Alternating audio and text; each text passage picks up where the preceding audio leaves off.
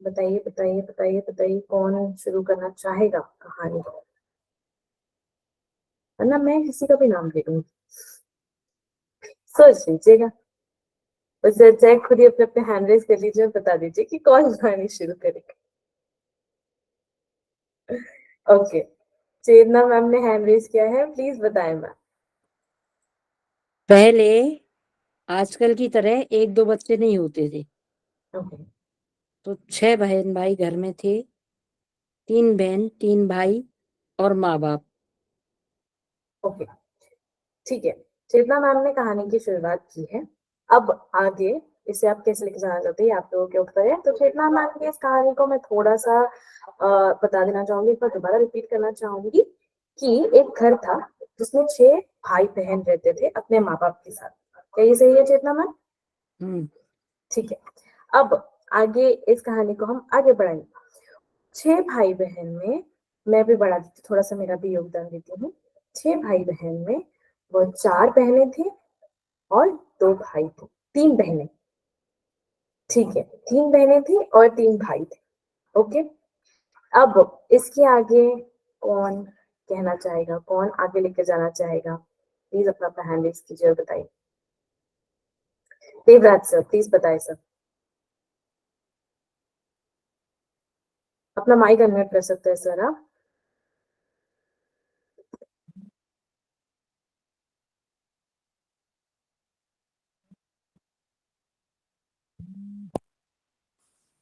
Hello.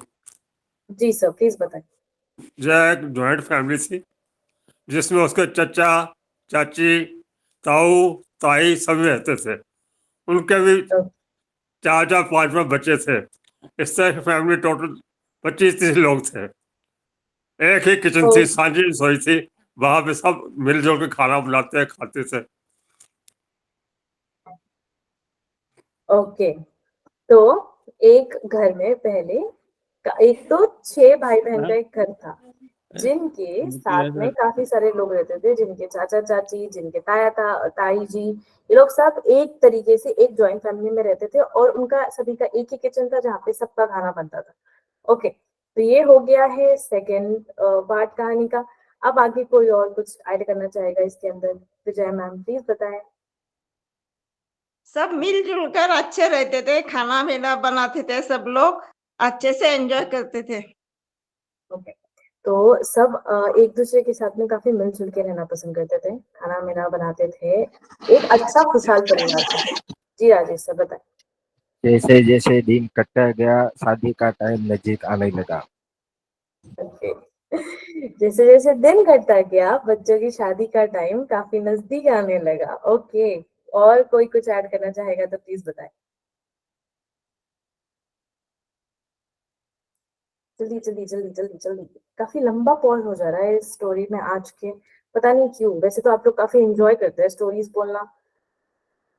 कोई और कुछ ऐड करना चाहेगा प्लीज बताएं। कोई अपना हैंड रेज करे बताएं। चेतना मैम प्लीज बताइए। मैम आपका माइक म्यूट है, क्या आप प्लीज अनम्यूट कर पाएंगे? हुआ है। जी मैम प्लीज बताएं। आज की तरह कोई ऐसा चक्कर नहीं था कि बॉयफ्रेंड या गर्लफ्रेंड बनती हो या कोई साथ में जाते हो। उनके घर खेती बाड़ी होती थी, बहुत बड़े खेत थे और बहुत बड़ा घर था जहाँ पे बच्चों के खेलने के लिए, पढ़ने के लिए सब अलग अलग जगह थी। कुछ घर कच्चा था, कुछ घर पक्का था। कच्ची जगह में एक दालान टाइप बन के छप्पर पड़ा हुआ था। छप्पर जानती हो? छप्पर? फूस से नहीं। फूस से वो बना देते हैं ऊपर छत उसकी। वो ओके होता है ना चावल के जो बाद में वो बचती है वेस्ट, चावल की बड़ी बड़ी डंडियां। प्यार प्यार प्यार बोलते हैं उसको। ओके उसको प्यार बोलते हैं। बहुत सारा प्यार इकट्ठा करके फिर वो बांस की एक, जैसे हम लेंटर बनाते हैं ना लोहे का, ऐसे ही बांस का बनता था। चौकोर चौकोर लगा के उसको बनाते थे बड़ा बड़ा। उसके ऊपर प्यार बिछा देते थे, ओके लंबा लंबा प्यार बिछा दिया। फिर उसको रस्सी से बांध देते थे, वो बहुत भारी हो जाता था। फिर उसको उठा के और दोनों दीवारों पे रख देते थे, आगे या बांस लगा देते थे या बल्ली उसको टिकाने के लिए। तो क्या होता था कि गर्मियों में गर्म नहीं लगता था वो, क्योंकि लकड़ी और फूस का बना हुआ। गांव वाले सब जानते हैं, यूपी वाले सब जानते हैं, शायद बाहर वाले भी जानते होंगे। तो उनके घर में ये व्यवस्था थी। गर्मियों में पानी छिड़कते थे जमीन पे, कच्ची जगह में, वो ठंडी होती थी। फिर चारपाई बिछाते थे, लकड़ी की और रस्सी की बनी हुई। चारपाई पे सब बैठते थे आराम से। पंखा नहीं होता था बिजली का। फिर क्या होता था कि एक बहुत बड़ा सा कपड़े, मोटे मोटे कपड़े का एक पंखा बनाया जाता था और उसको ऊपर टांग के नीचे रस्सी, उसको हिलाते थे तो वो सब पे हवा करता था। ओके, तो अब हम लोगों ने जैसे देखा इस कहानी को कि अब मैं चाहूंगी कि और भी काफी सारे लोग कुछ कहे इसके रिगार्डिंग।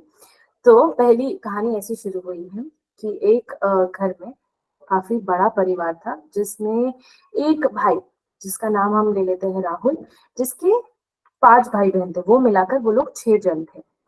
और उसी के साथ में उनका परिवार काफी बड़ा परिवार था। उसके घर पे उनके ताया जी, चाचा जी, चाची जी, ये लोग सब एक साथ मिलकर रहते थे। काफी सुखी परिवार था, एकत्र रहने की कोशिश करता था हमेशा। उनका खाना वगैरह सब एक साथ एक ही किचन में होता था, जो कि काफी बड़ा था। और उनका एक बहुत सुंदर सा वारांदा था, जहाँ पर वो लोग सब एक चारपाई डाल के सब बैठते थे। उनका जो घर का छत था, वो भी चावल के जो मैम ने कहा है प्याज, उससे बनाया गया था। और छप्पर बोलते हैं उसको, छप्पर। हाँ, छप्पर से जैसे बनाया गया खपरेल था। पड़ती है ना आजकल, खपरेल देखी होगी आपने, वैसे छप्पर पर टीन पड़ती है, टीन देखी है छत पे, ऐसे ही खपरेल, खपरेल भी पड़ती है। और इसी तरह से वो फूस का और लकड़ी का छप्पर होता था। ओके यहाँ तो यूपी में तो छप्पर बोलते हैं, बाहर मुझे नहीं पता क्या बोलते हैं। ओके, तो उनका जो घर का जो छत था वो छप्पर का था। और वो लोग सब बाहर शाम के टाइम पे चारपाई पे बैठना पसंद करते थे, एक साथ परिवार पूरा मिलकर चाय पीते थे या फिर एक साथ टाइम स्पेंड करते थे। अब इसके आगे कौन क्या कहना चाहेगा? शाम के टाइम पे वो लोग चाय पीने के लिए बैठते थे। देवराज सर प्लीज बताए, अपना माइक अनम्यूट करें और बताएं। आज मैं एक सेकंड देवराज सर, सॉरी, मैं माफी चाहूंगी। आज मैं शील मैम, भारत भूषण सर और स्वरा मैम को काफी कम सुन रही हूँ, पता नहीं क्यों, जबकि ये लोग काफी बातें करते हैं। तो मैं चाहूंगी कि आगे आप लोग भी इन्वॉल्व हो थोड़ा सा। देवराज सर प्लीज बताएं आप। हेलो, हाँ जी मैडम। उसके बाद क्या समय बीतता गया, बड़ा अच्छा टाइम था। लेकिन धीरे धीरे लड़कियों की शादी हो गई, बच्चे हो गए, कमाने के लिए निकल गए सभी। अब घर में एक बुढ़िया माँ और एक बेटा रहता था। लेकिन उसके बाद मौसम ऐसा चेंज हुआ, बहुत ज़्यादा गांव के पास ही नदी बहती थी बड़ी अच्छी। बहुत बड़ी बाढ़ आई, बाढ़ से उनके खेत जो है उनमें पानी आ गया, फसल नहीं हुई। गांव में बहुत जो बाकी भाई बाहर कमाते थे बहुत दूर से, घर में माँ और बेटा अकेले थे, बाकी गांव के लोग थे। तो बाढ़ से ऐसा हाल हुआ कि खाने पीने के भी हाल खराब हो गया। लेकिन तब उसके भाई जो बेटे ने बहुत मेहनत की, अपने खेत को कस्सी से जोत जार कर ठीक किया, थोड़ी बहुत सब्जियां उगाई, कुछ फल उगाए, कुछ फसल उगाई। फिर से वो अपने आप को सही ढंग पे लाना शुरू किया और हौली हौली वो फिर से अपने पहले वाले हालात में आने लगे। ओके, तो अब हम इस कहानी को देखते हैं। एक गांव में राहुल नाम का लड़का था। उसके घर में 6 जन रहते थे, परिवार थे, परिवार वाले रहते थे। और वो लोग काफी एकत्र रहते थे। देखते ही देखते उनके बच्चे बड़े हो रहे थे, जैसे राजेश सर ने कहा, और उनके बच्चों का टाइम आ चुका था, काफी पास आ रहा था, सबकी शादी होने वाली थी। बट वो लोग काफी सुखी परिवार था, काफी अच्छे से एक दूसरे के साथ टाइम स्पेंड करते थे। बाहर शाम के टाइम पर चारपाई डाल के वो लोग बैठते थे। काफी अच्छा परिवार था। जब सब बच्चों की शादी हो गई, एक माँ और उनका बेटा वही रह गए थे, ये 2 जन रह गए थे। बट एक दुखी घटना हुई कि जहाँ पर वो रहते थे वहां पर एक सुंदर नदी थी, जिसमें बाढ़ आने की वजह से उनके खेत काफी खराब हो चुके थे। और कैसे जैसे करके, बहुत मुश्किलों का सामना करके, उनके बेटे ने अपने खेत को वापस से सही से बनाए रखा और वापस से जोड़ के तैयार करने की कोशिश की। पूरे मेहनत से उसने वापस से अपनी खेत को दोबारा से ठीक किया। ओके, अब इसके आगे प्लीज बताए कौन कैसे क्या कहना चाहेगा, कहाँ लेकर जाना चाहेगा। ये आप लोग के ऊपर है टोटली कि आप लोग कैसे लेके जाना चाहते हैं इस स्टोरी को, और आप लोग क्या कराना चाहते हैं। अब लड़के ने खेत तो बना लिया है, अब लड़के का फ्यूचर में आप लोग क्या कराना चाहते हैं। आप उसे मिलियनर बनाना चाहते हैं, करोड़पति, अरबपति, आप लोगों के ऊपर है। तो प्लीज सोचिए सोचिए सोचिए और बताइए।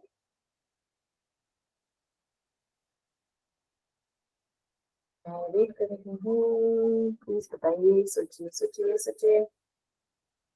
जी जी, अपना मैम प्लीज अपना माइक अनम्यूट करिए और बताएं। उनमें से एक लड़का फौज में भर्ती हुआ था ओके और देश की सेवा कर रहा था। ओके जब वॉर हुआ तब वो वहां से गायब हो गया, हम्म या तो दुश्मन ने पकड़ लिया और बंदी बना लिया। उनके घर वाले उसे बहुत ढूंढ रहे, पता चला कि वो गायब है। घर वाले सब बहुत परेशान हुए, बाहर से बहन भाई सारे परेशान हुए। और एक बहन जो थी वो आईपीएस बन गई, खूब ज्यादा होशियार थी पढ़ने में। पुलिस में वो लगातार कोशिश करती रहती थी कि मेरे भाई का पता लगे, मेरे भाई का पता लगे, और टच में रहती थी ऑफिसर्स के। उसकी माँ और घर वाले बहुत दुखी थे। उनके घर में कई बार तो खाना नहीं बना इसी दुख के कारण। गांव वाले भी उनके बहुत परेशान थे। गांव के और भी लोग जो फौज में भर्ती थे वो वो भी परेशान थे और उन्हें ढूंढने की कोशिश कर रहे थे। आगे बताएं। ओके। तो आपने अब तक देखा कि उनमें से एक भाई की आर्मी में भर्ती हो चुकी थी, बट कुछ कारणवश जब वॉर चल रहा था तो उनका भाई कहीं गायब हो गया था जो किसी को नहीं मिल रहा था। इसमें से उनकी बहन काफी पढ़ाई लिखाई में अच्छी थी और उन्होंने आईपीएस की पढ़ाई की और उन्होंने पूरी कोशिश की कि वो अपने भाई को ढूंढे। और अपने भाई को ढूंढने के लिए वो हर एक पुलिस ऑफिसर से, हर एक आर्मी ऑफिसर से वो बात करी थी ताकि वो इसके बारे में बात कर सके। अब मैं जानना चाहूंगी कि आगे आप कैसे लेके जाना चाहेंगे। वो लोग ना खाना खा रहे थे ना अपने भाइयों को वो ढूंढने के लिए उन्होंने बहुत कोशिश की। अब आगे मैं चाहूंगी कि कोई कुछ कहे। राजेश सर प्लीज अपना माइक अनम्यूट करें और बताएं। अब कामिनी जी की याद हो चुकी है तो मैं कामिनी जी से भी रिक्वेस्ट करूंगी कि प्लीज अपना योगदान दे इस कहानी में। वो जी फौजी राजेश। भाई वो फौजी भाई को ढूंढ के पूरा घर बर्बाद हो गया, लेकिन फौजी भाई का पता ही नहीं लगा। ना खाने का ठिकाना, घर वाले को कोई भी ठिकाना नहीं बचा। करे तो आखिर करे क्या। ओके, तो अब हम देखेंगे कि उनको पता नहीं चल रहा था तो अब हम क्या कर सकते हैं। अब उन्होंने बहुत कोशिश की है कि पता चले उनके भाई के बारे में। अब मैं आगे वेट करूंगी कोई और कुछ कहे इसके बारे में।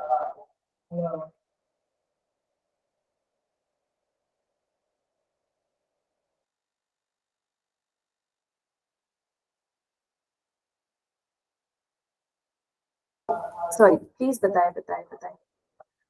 अब उन्होंने फौजी भाई को ढूंढने की काफी कोशिश कर रहे थे, बट अब मैं लेके चले जाती हूँ। एक दिन उनका फौजी भाई अचानक से एक जंगल में बेहोश मिला। काफी तहकीकात करने के बाद उनका फौजी भाई जंगल के अंदर बेहोश मिला। अब आप लोग बताएं, प्लीज कोई एक हैंड रेज करे और बताए कि अगर वो जंगल में वो बेहोश मिला है उसके बाद आप लोग क्या करना चाहते हैं। जी इतना मैम, आपने माइक अनम्यूट किया है। उनके साथी जो वॉर कर रहे थे और उनको ढूंढने में लगे हुए थे, उनको अचानक जंगल में कोई दिखा कि बेहोश पड़ा हुआ है तो वे उसके पास गए और उसको उठाकर अपनी छावनी में ले आई। ओके, तो ऑफिसर्स ने उनका जैसे इलाज कराया, ऑफिसर्स ने, और उनके घर वालों को खबर दी। ओके, तो उन्हें जैसे ही पता चला कि कोई है तो वो उसे उन्हें जो उसके भाई को थे उठाकर वो लोग छावनी में लेकर आए। अब राजेश सर आपने हैंड रेज किया था, हाँ प्लीज बताइए सर। बेहोश मिला था लेकिन उसको कुछ पता नहीं था, कुछ याद नहीं था, कैसे आया, क्या उसके साथ हुआ, क्या बना, वो कुछ याद भी नहीं था। ओके ओके, उसकी आज याददाश्त तो चली गई आज थी। तो उपन्यास बनेगा, आज कहानी ओके, नहीं, उपन्यास। विजय मैम प्लीज बताएं, अब आप बताएं कि अब उनकी याददाश्त नहीं थी, अब आप क्या करना चाहते? डॉक्टर के प्रयत्न से वो बहुत अच्छा हो गया। वो सबको सब लोग साथ उसके मिलने आए और घर ले गए, सब कुछ अच्छा हो गया। ओके, तो ऐसे कहते हैं हम लोग कि जैसे राजेश सर ने भी कहा था कि बहुत कोशिश के बाद मतलब उनको जैसे वो डॉक्टर्स को मिले, उनकी हालत अच्छी नहीं थी, उनकी हालत थोड़ी सी खराब थी, तबीयत थोड़ी सी खराब थी, जिस वजह से उन्हें ठीक कराया गया। बट उनकी जो याददाश्त थी वो अभी भी नहीं आई थी, बट उनकी फिजिकल हेल्थ जो थी, बाहरी हेल्थ अच्छी हो गई थी, इस वजह से वो उन्हें घर लेकर गए, बट याददाश्त अभी भी उनकी नहीं आई थी। तो कामिनी मैम अभी आपने हैंड रेज किया है, प्लीज बताएं। एक्चुअली मैं जस्ट अभी एंटर हुई हूँ, मुझे स्टोरी का कुछ भी पता नहीं है। वही तो खासियत है मैम की स्टोरी, आप अभी यहाँ से आप कहीं भी लेके जा सकते हो, आपके ऊपर है। अब आपने बस इतना सुन लिया है ना कि वो ठीक होके आ नहीं, चुका मैंने है। नहीं सुना, मैंने नहीं सुना।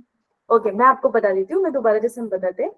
तो कहानी ऐसी शुरू हुई थी कि कहानी में राहुल नाम का एक लड़का था जिसके परिवार में 6 जन रहते थे, जिसके भाई बहन काफी सारे लोग रहते थे, और वो एक पूरा जॉइंट फैमिली था, खुशहाल परिवार था, सब एक ही साथ खाना खाते थे, एक ही छत के नीचे रहते थे, बाहर चारपाई में वो लोग शाम के टाइम पे टाइम स्पेंड करते थे। फिर समय आया, सबकी शादी होने की बारी आई, सबकी शादी हो गई। इसमें से एक भाई अपने माँ के साथ रहता था और वो खेती देखता था, बट कुछ कारणवश वहां पर तूफान आने की वजह से खेत जो उनका है पानी से भर गया और उनकी जितनी भी फसल थी सारी खराब हो गई। बट कैसे तैसे कोशिश करके उस भाई ने अपना खेत दोबारा से खड़ा किया, और उसी का छोटा भाई था जो आर्मी में ज्वाइन हुआ था, बट आर्मी में लड़ते समय कुछ कारणवश या कोई रीजन के वजह से वो कहीं गायब हो गया, जो कभी किसी को मिल ही नहीं रहा था। और उसकी बहन ने आईपीएस की पढ़ाई की थी। आईपीएस की पढ़ाई करने के बाद उसकी बहन ने काफी ढूंढा कि मेरा भाई मुझे मिले और मैं उन्हें उसे घर लेकर आऊं वापस। तो जैसे फिर मैंने बताया कि एक दिन वो आर्मी वालों को एक जंगल में मिला बेहोश। अब बेहोश की हालत में था, उसे अपने छावनी में लेकर वो लोग गए। उसकी जो फिजिकल हेल्थ थी वो अच्छी हो गई थी, बाहरी जो घाव थे वो भर चुके थे, बट उसकी याददाश्त गायब हो गई थी। तो अब उसकी याददाश्त गायब हो गई, उसे घर वापस ले आया गया है। अब यहाँ से आप लोग स्टोरी आप लोग जैसे लेके जाना चाहते हो लेके जा सकते हो। तो कामिनी मैम अभी आपने हैंड रेस किया है, प्लीज अपना माइक अनम्यूट करें और बताएं आप कहाँ लेके जाना चाहते हैं, घूमने या कहीं और, आपके ऊपर है वो। अब उसकी जो सिस्टर थी वो बहुत इंटेलिजेंट थी, तो उसने सोचा कि मैं अपने भाई को कैसे वापस से इस लाइफ में लेके आऊं। तो वो उसको पहले अपने बचपन के, मतलब खुद भी बच्चा बन गई और बचपन की उसको यादें, जैसे गेम्स वगैरह हम क्या खेला करते थे या क्या लड़ाई किया करते थे या जो कुछ भी करते थे। अब उसकी एक फ्रेंड भी थी बचपन की, उसके भाई की, तो वो उसको भी लेके आई और उसकी पुरानी यादों को वापस से लाने की कोशिश करने लगी। ओके, तो अब उसकी बहन ने पूरी मशक्कत करना चालू की है कि अपने भाई की याददाश्त को वो कैसे करके वापस लेकर आए। तो उन्होंने अपनी उसके एक छोटी बचपन की फ्रेंड को भी लाया, वो खुद भी बच्चे बन गए ताकि वो ये सारी चीजों को उसे याद दिला सके। भारत भूषण सर अपने हैंड रेस किया है, प्लीज बताइए सर। यस, लेकिन उसकी याददाश्त वापस नहीं आ रही थी। उसको कुछ भी याद नहीं था कि वो कैसे वहां जंगल में पहुंचा, उसके साथ में क्या हुआ। सभी लोग इसी बात से परेशान थे। हालांकि वह अपने भाई की मदद करता था, खेती बाड़ी में भी, लेकिन उसको कुछ भी याद नहीं था। अगर उसको कोई याद दिलाने की कोशिश करता था तो वो उसके सिर में बहुत भयंकर पीड़ा होती थी, जिसकी वजह से उन्होंने उनको याद कराना भी छोड़ दिया कि चलो अब सब नियति के ऊपर छोड़ दिया कि अपने आप ही, डॉक्टर ने भी कहा कि अपने आप ही ये ठीक होगा, इसका कोई दवाई से कोई उपचार नहीं है। ओके तो कुछ ओके दिनों के बाद में क्या होता है कि उसकी जो बहन थी आईपीएस थी, वो कुछ दिनों की छुट्टी लेकर अपने भाई के साथ बिताने के लिए गांव आई हुई थी। ओके तो गांव में सभी आराम से, शाम का समय था और वो भोजन करने बैठ गए थे सभी एक साथ में। तभी क्या होता है कि कुछ लुटेरे गांव में आए और उन्होंने लूटपाट चालू कर दी। तो जब लूटपाट चालू कर दी तो उन्होंने, उनके पास में हथियार थे तो कुछ ने उसका विरोध किया, तो उन्होंने हवाई फायर भी किए, तो मारपीट भी चालू की। तो जब वो ये देख रहा था फौजी भाई, तो उसके दिमाग में काफी हलचल महसूस हुई। तो जैसे उसको ऐसा लगा कि जैसे वह अपने युद्ध क्षेत्र में, जहाँ पे चारों ओर से गोली की आवाज आ रही थी, चीख पुकारने की आवाज आ रही थी, तो उसको कुछ कुछ याद आने लगा। तो उसके पास में जो उसकी जो सर्विस राइफल थी, उसने उसको उठाया और उनका सामना किया। इसमें उसकी जो बहन थी आईपीएस, उसने भी उसका साथ दिया और उन्होंने उनको भगा दिया। लेकिन जाते जाते क्या होता है कि उनके जो फौजी के जो लुटेरे थे, उन्होंने उसके साथ में मार पीट के उनको सिर पे बहुत जोर से चोट मारी और वो वहां पे गिर गया, लेकिन वो भगाने में कामयाब हो गए। ओके। तो ये तो स्टोरी काफी अच्छे से एंड ही हो गई है ऑलमोस्ट। बेचारे की तो किसी ने हमने शादी ही नहीं कराई, बट कोई नहीं, स्टोरी ऑलमोस्ट एंड ही हो गई है कि उन्हें ये पहले सारी उसकी याददाश्त तो वापस आएगी ना शादी कराने के लिए। तो वही मैं अब हम दूसरी एक नई कहानी स्टार्ट करेंगे, थर्ड। ये कहानी का हम यहाँ पर तात्पर्य ये करते हैं कि मैं एंड हम, में कर देता हूँ उसका। हाँ कर दीजिए सर। जब वो चले गए तो जब वो बेहोश हो गया था हम्म एकदम से, तो कुछ जब 2-4 घंटे के बाद जब उसको होश आया, तो उसको ऐसा लग रहा कि वहाँ फौज में, उसने देख रहा था कि फौज में है और दुश्मनों से उसका मुकाबला हो रहा था। धीरे धीरे करके वो सारी चीजें याद आने लगी। तो एकदम से जब वो उठ के बैठा हुआ, तो उसने देखा कि वो अपने घर पे है। तब उसको याद आया कि वो फौज के मैदान में लड़ते दुश्मन के खेमे में पहुंच चुका था और वहां उसको चारों तरफ से उसके दुश्मनों ने घेर रखा था। चलिए काफी और अच्छे उसके से। साथ में जब उन्हें मार दिया था, लेकिन वो स्वयं बेहोश हो गया और जैसे तैसे करके अपने वहां पे आके पहुंचा था। तो कुल मिला के उसकी याददाश्त वापस आ गई। सभी परिवार में पूरी खुशी की लहर दौड़ गई और सभी लोग फिर से खुशहाल जिंदगी बिता रहे। चलिए काफी अच्छे से सर आपने बताया इस स्टोरी को। अब इस स्टोरी का जो है अंत तो आ चुका है। अब हम एक नई स्टोरी शुरू करेंगे। मैं कामिनी मैम ने हैंड रेज किया है। कामिनी मैम प्लीज बताएं, आप अभी स्टोरी शुरू करना चाहेंगे तो प्लीज स्टोरी शुरू कीजिएगा। और कामिनी मैम जैसे ही स्टोरी का लाइन खत्म करेंगे प्लीज अपने अपने हैंड रेज कर लीजिएगा और अपनी अपनी स्टोरी मतलब ज्वाइन जो शुरू करना स्टार्ट कीजिएगा, उनके साथ जुड़िए। प्लीज बताएं कामिनी। एक किसी राज्य का राजा और रानी होते थे। वो कितने साल तक उनके कोई बच्चा नहीं हुआ था और उनका नाम इतना ज्यादा था कि चारों तरफ उनकी वाहवाही थी। अब उन्होंने बहुत मन्नतें मांगी, बहुत प्रेयर किया गॉड से, तो भी उनके कुछ भी नहीं हुआ। वो बहुत ज्यादा दानवीर थे, बहुत अच्छे थे। तो उनको पता लगता है कि कोई एक महात्मा है जिनके वरदान से उनको कुछ भी मन्नत उनकी पूरी हो सकती है। तो वो राजा और रानी वहां पे जाते हैं और मन्नतें पूरी करवाते हैं। तो वो एक कोई फ्रूट देते हैं उनको कि अगर रानी फला फला दिन अगर वो फ्रूट खा लेगी तो वो गर्भवती हो जाएगी। तो अब आगे आप लोग करें। बाकी मैंने स्टोरी बहुत अच्छी से सोची हुई है, आप लोग कंटिन्यू कर सकते हैं। ओके ओके ओके, चलिए अभी राजेश सर आपने हैंड रेज किया है, प्लीज बताएं सर। उसने फ्रूट, महात्मा जी ने जो फ्रूट दिया वो फ्रूट उसने खाया, उसके बाद उसके घर पे बच्चे का जन्म हुआ। ओके, तो अब एक राज्य में राजा और रानी रहते थे जिन्हें बच्चे नहीं हो रहे थे, बट वो एक महात्मा जी के पास गए जिन्होंने उन्हें फ्रूट दिया और उन्हें कहा कि अगर आप ये फ्रूट खाएंगे तो आपके घर पे बच्चों की किलकारी की आवाज जरूर आएगी। उस फ्रूट खाने के बाद उनके घर पे उस बच्चे की किलकारी आई। अब कामनी जी आप बताएं।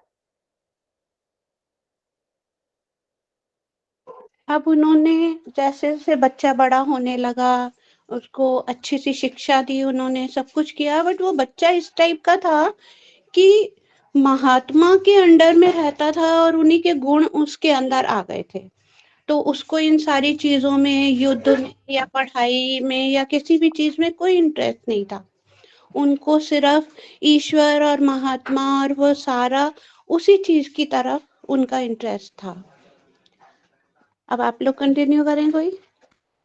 ओके ओके, तो अब आप लोगों ने जैसी कहानी को सुना है कि उस बच्चे को युद्ध में ये सारी चीजों में काफी इंटरेस्ट नहीं था, बट वो भगवान में और उनके शरण में जाने के लिए उनके चीजों में काफी इंटरेस्ट रखता था। शील मैम ने हैंड रेज किया, प्लीज शील मैम अपना माइक अनम्यूट कर बताएं।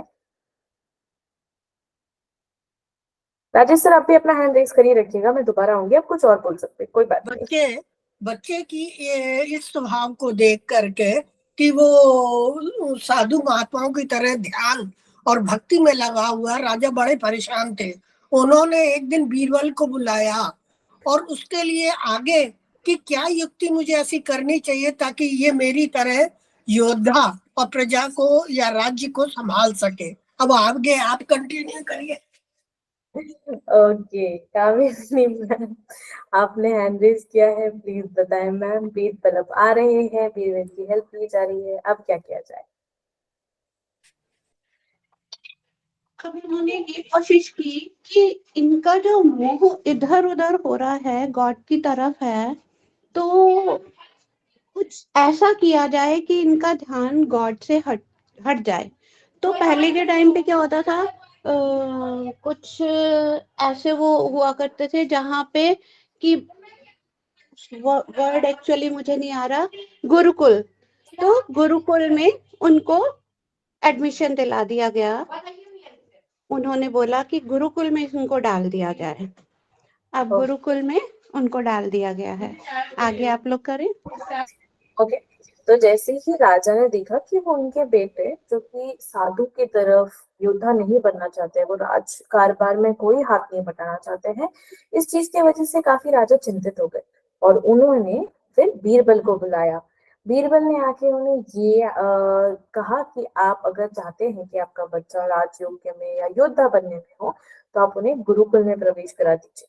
अब उन्हें गुरुकुल में प्रवेश करा दिया गया। अब राजेश सर प्लीज बताएं आप क्या कहना चाहेंगे। गुरुकुल में भी वही शिक्षा थी जो उसको चाहिए थी, पहले जो थी वही मिली। भगवान कामिनी मैम अब आपने हैंड रेज किया है, प्लीज बताएं।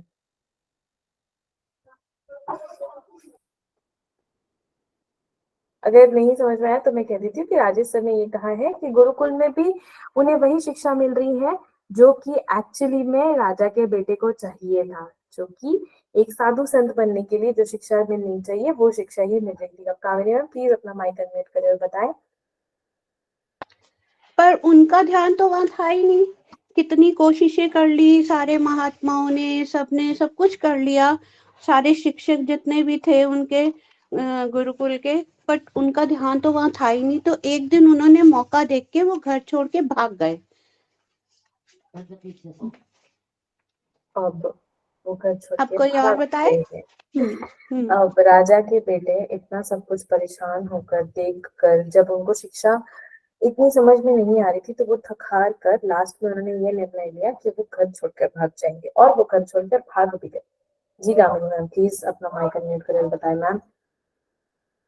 जब वो घर छोड़ के भाग गए तो उनको कुछ भी होश नहीं था, नंगे पैर और कपड़े भी जैसे वो राजाओं वाले कपड़े पहने हुए थे, जैसे भी वो पगड़ी वगैरह अपनी ड्रेस वगैरह वो सब कुछ फेंकते हुए और वो किसी गुफा के अंदर अंतर ध्यान हो गए।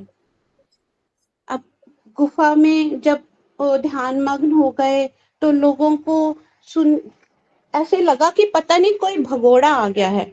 वहां के आसपास के गांव के लोगों को लगा कि कोई भगोड़ा आ गया है। तो अब देखा गया कि वो भगोड़ा जो है, तो लोगों ने गेट को वहां पे पत्थर वत्थर लगा के उसको ब्लॉक कर दिया और अब वो अंदर बैठे हुए हैं भूखे प्यासे, तप में एकदम से तल्लीन कि उनके चारों तरफ मकड़ियों ने जाले बना लिए हैं, उनके बाल इतने लंबे लंबे हो गए हैं, उनके पास से स्मेल आने लग गई है। तो जब काफी टाइम तक निकले नहीं तो लोगों को लगा कि यार देखें तो सही कहीं वो मर तो नहीं गए। अब हटा के लोग बाग अंदर गए, देखा नहीं वो तो जीवित है, उनको हिलाया, उनकी आंखों के चारों तरफ भी जाले लगे हुए थे और बाल इतने बड़े हो गए, नाखून इतने बड़े हो गए। अब लोगों ने जैसे उनको हिलाया तो उनके अंदर एक बहुत अच्छी जादुई सा कुछ उनको कन्वर्ट होता हुआ नजर आया और जिस बंदे ने उनको टच किया था उसको कोई कोढ़ समथिंग की कोई बीमारी थी। जैसे उसने हाथ लगाया तो उसका कोढ़ एकदम से ठीक हो गया। तब उन लोगों को थोड़ा सा देख के ये लगा कि यार ये तो बहुत कोई पहुंचा हुआ सा इंसान है। अच्छा, तो कोई और कंटिन्यू करना चाहेगा या फिर मैं यही? कोई और कुछ कहना चाहेगा इसमें, इसके रिगार्डिंग? अब जैसे सबको पता चला कि वो काफी ज्ञानी और काफी उच्च दर्जे के इंसान व्यक्ति है। जी राजेश सर प्लीज बताएं। आखिर वो बेटा है किसका, किसने दिया था? साधु संत के। आखिर वही ऐसा ही बनेगा ना। Correct correct. Vijay ma'am please अपना माइक अनम्यूट करें, बताएं मैम आप क्या कहना चाहती उन्होंने इतने सारे लोगों का कल्याण किया, सबका मतलब जो गौर गरीब है, जिनको कुछ चाहिए, कुछ नहीं चाहिए, सबके लिए अच्छे कार्य किए और उनका बहुत बड़ा नाम हुआ। ओके कामिनी मैम, अभी आपने हैंड रेज किया है। चेतना मैम प्लीज बने रहिएगा, प्लीज हैंड डाउन मत कीजिएगा, मैं आपके पास आऊंगी। प्लीज कामिनी मैम बताएं। उनका इतना ज्यादा नाम होने लग गया कि जितना भी कोई बीमार या परेशान जो भी इंसान होता था वो सब आते थे कि महात्मा जी अब इनके सिर पे हाथ रख दो, ये बिल्कुल ठीक हो जाने चाहिए। तो वो जहां भी जिस भी जगह पे हाथ रख देते थे तो वो ठीक होने लग गए। अब उनकी ख्याति तो दूर दूर तक पहुंचने लग गई और लोग बाग जो पहले उनको पूछते नहीं थे उनका एक स्थान बना दिया कहीं पे, एक जगह। वहां के जो जमींदार थे उन्होंने उनको एक जगह दे दी जहां पे कि उनको रहने और खाने का व्यवस्था करनी शुरू कर दी।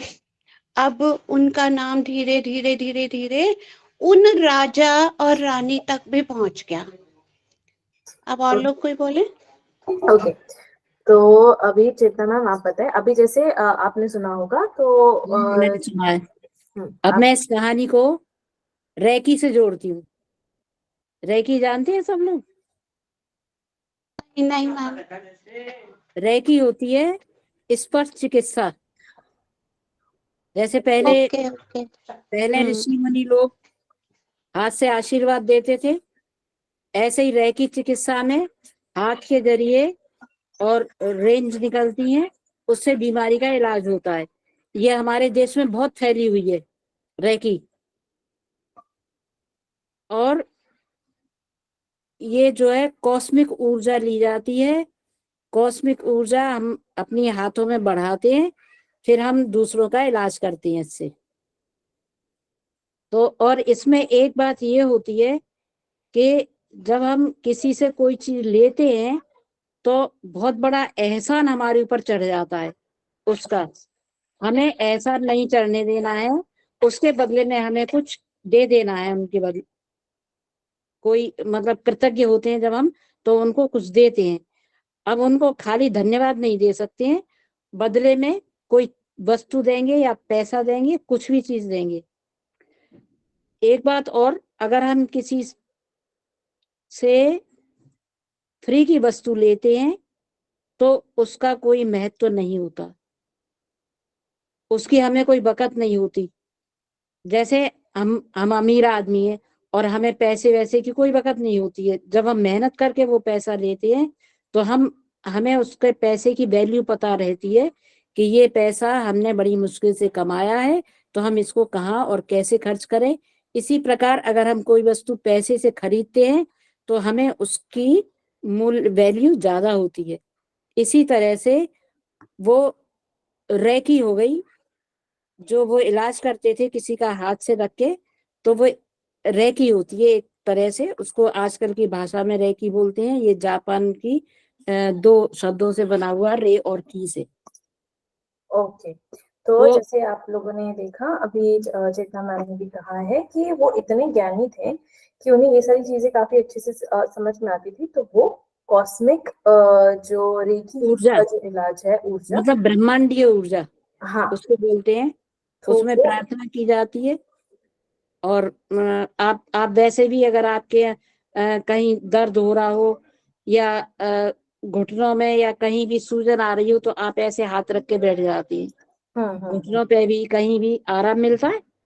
वो क्यों आराम मिलता है कि हमारी जो ये बीच में जो चक्र है, बीच वाला जो बीच की हथेली है, उसमें गर्मी रहती है और उस गर्मी से उसी गर्मी को बढ़ाया जाता है और उसी से जो है इलाज होता है। तो हम जैसे दांत में दर्द है तो ऐसे करके बैठ गए तो हमें आराम महसूस होता है। कुछ तो उससे दबता है और कुछ रेंज निकलती है गरम गरम, उससे उसका इलाज होता है। उसको रेकी बोलते हैं। तो वो जो रेकी दे रहे थे, जो साधु बन गए थे, रेकी देते देते वो इतने प्रसिद्ध हो गए कि जिस गांव में रह रहे थे उस गांव में लोग फिर मतलब ज्यादा उनकी जाते थे और बीमारी अपना इलाज करा लेते थे, लेकिन उनका इतना सम्मान नहीं करते थे।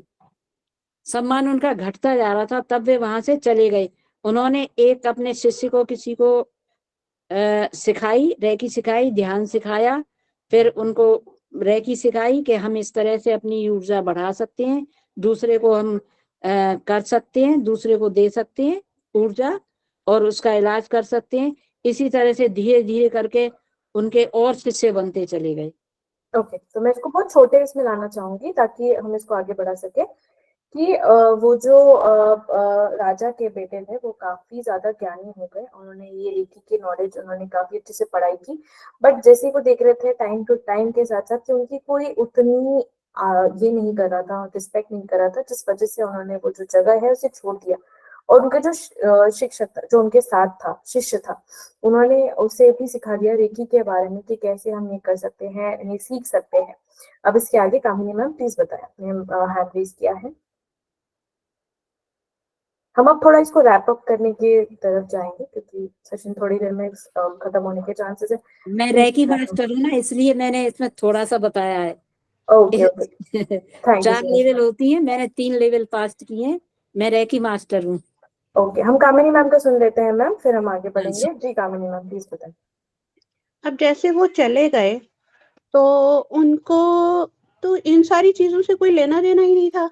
उन्हें तो सिर्फ भगवान की तरफ ही उनका तो अट्रैक्शन था। तो अब वो जाके जैसे उन्होंने देखा कि यहाँ पे बहुत ज्यादा शोर सा और मेरे को बहुत ज्यादा डिस्टरबेंस हो रहा है, तो मैं ध्यान नहीं लगा पा रहा हूँ। तो वो कहीं अदर अदर सिटी में चले गए और वहां पे जाके भी एक उन्होंने सुनसान सी जगह देखी, वहां पे ध्यान मग्न होने लग गए। अब ध्यान मग्न होते होते उन्होंने फिर खाना पीना सब कुछ कि मैं खाऊंगा पीऊंगा, लोग बाग आएंगे तो फिर मेरा ध्यान नहीं लगेगा, तो उन्होंने खाना पीना सब कुछ त्याग दिया और सिर्फ फल पत्तों पे पहले तो रहने लगे, फिर बाद में उन्होंने फल पत्ते भी छोड़ दिए। ऐसे धीरे धीरे करते करते उनका शरीर एकदम से जर्जर हो गया, बिल्कुल वो उनका अब अंत ही आ गया। और फिर वो गॉड की तरफ ही अंतर ध्यान हो गए और फिर उनकी एक वो बनाई गई जो समाधि होती है वो समाधि बनाई गई और लोग बागों को पता लगा कि ये तो वही समाधिस्थ बंदे हैं जिनका इतना नाम था। तो बस चारों तरफ उनका नाम फैलने लग गया और लोग बाग उनके रोज आके फूल मालाएं और वो सब कुछ चढ़ाने लग गए। तो बस समथिंग ये। और बहुत अच्छी स्टोरी है, ये रियल स्टोरी है, हमारे गुरुजी हैं, ये उनकी स्टोरी है। एक ओके अनंतपुर साहब पंजाबियों का सुना होगा आप लोगों ने, तो हमारे गुरु हैं, किसी दिन मैं आप लोगों को पिक्स भी डालूंगी। उनका इतना नाम हुआ और लिटरली वो एक किसी राजा के ही बेटे थे और उनको मुंह वगैरह कुछ भी नहीं था दुनिया से, वो ऐसे निकल गए थे। तो आज हम लोग भी इतने सालों के बाद, 1000 साल के बाद भी आज हम उनकी पूजा करते हैं। चलिए मैम, उन्होंने काम ही इतना प्यारा किया है, इतनी अच्छी से किया है, इस वजह से उन्हें माना जाता है। थैंक यू सो मच, आपने इस कहानी को हमारे सामने रखा, हमें एटलीस्ट पता चला, जिन्हें नहीं भी पता था उन्हें भी पता चला, मुझे भी काफी पता चला। Thank you so much Kamini ma'am इस उनका कहानी को नाम लेकर था आने। रामानंद जी उनका नाम था। तो उनको हम दादा गुरु महाराज कहते हैं। उसके बाद जैसे इन्होंने बोला कि उन्होंने अपने अपने शिष्य दे दिए, आज अनंतपुर साहब में उनकी 30 पातशाही बैठी हुई है और मेरे पास 6 पातशाहियों का फोटो है, किसी दिन मैं आप लोगों को सेंड करूंगी। बहुत नाम है, किसी दिन जाना आप लोग, पूरी एक सिटी बनी हुई है उनके नाम से। Thank you so much Kamini ma'am, thank you so much share करने के लिए। शील मैम आपने हैंड रेज किया है, प्लीज बताना मैम कुछ कहना चाहती हैं।